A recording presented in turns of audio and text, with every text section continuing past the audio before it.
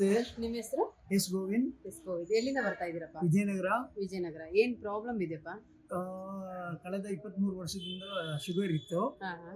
ಮತ್ತೆ ಇದು 3 days ಇಂದ ಯೂಸ್ ಮಾಡಿದ್ಮೇಲಿಂದ ಒಳ್ಳೆ ನಿದ್ದೆ ಬರ್ತಾ ಇದೆ. ಓಕೆಪ್ಪ. ಮತ್ತೆ ಇವತ್ತು ಚೆಕ್ ಮಾಡಿದಾಗ ಶುಗರ್ 97 ಇತ್ತು ಬಿಫೋರ್ ಫುಡ್. ಹಾಪ. ಆಫ್ಟರ್ ಫುಡ್ 145 ಇದೆ.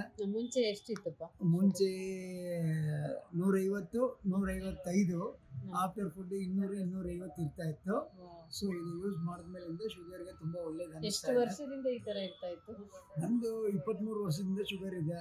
ಶುಗರ್ಗೆ ಫಸ್ಟ್ ಟೈಮ್ 97 ಒಳಗಡೆ ಬಂದಿರೋ, ಅಂದ್ರೆ 100 ಒಳಗಡೆ ಬಂದಿರೋದು ಫಸ್ಟ್ ಟೈಮ್. ಫಸ್ಟ್ ಟೈಮ್ ಇದು ಯೂಸ್ ಮಾಡಿದ್ಮೇಲೆ ಎಷ್ಟು ದಿನ ಯೂಸ್ ಮಾಡಿದ್ರಿ? Third day, this is the third day.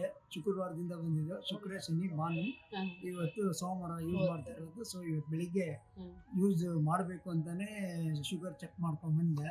Check ಮಾಡ್ಕೊಂಡ್ ಬಂದಾಗ ಹಿಂಗೆ ಇತ್ತು. ಸೊ ನನಗೆ ವೆರಿ ಗುಡ್ ಅನಿಸ್ತದೆ. ನಿದ್ದೆ ಮಾತ್ರ ತುಂಬಾ ಚೆನ್ನಾಗಿದೆ. ಸೆಂಟ್ರಲ್ಲಿ ಏನು ಎಚ್ಚರಿಕೆನೂ ಇಲ್ಲ, ಏನೂ ಇಲ್ಲ.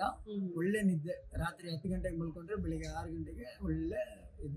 ಪ್ರಾಡಕ್ಟ್ ಬಗ್ಗೆ ಏನ್ ಹೇಳಕ್ ಇಷ್ಟಪಡ್ತೀರಾ? ಪ್ರಾಡಕ್ಟ್ ಬಹಳ ಚೆನ್ನಾಗಿದೆ.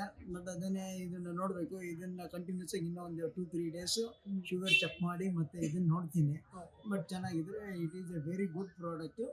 ಸೊ ಆಲ್ಮೋಸ್ಟ್ ಅಲ್ಲಿ ಯಾರ್ಯಾರು ಶುಗರ್ ಮತ್ತೆ ಕೊಲೆಸ್ಟ್ರಾಲ್ BP ಇದೆ ಅನ್ನೋರು ಆರಾಮ್ಸೆ ತಗೊಂಡು ಸೊ ಅವ್ರ ಮುಂದೆ ಮಾತ್ರೆಗಳನ್ನೆಲ್ಲ ಕಮ್ಮಿ ಮಾಡ್ಕೋಬಹುದು ಅಂತ ಅನ್ಸುತ್ತೆ. Thank you. Okay, thank you.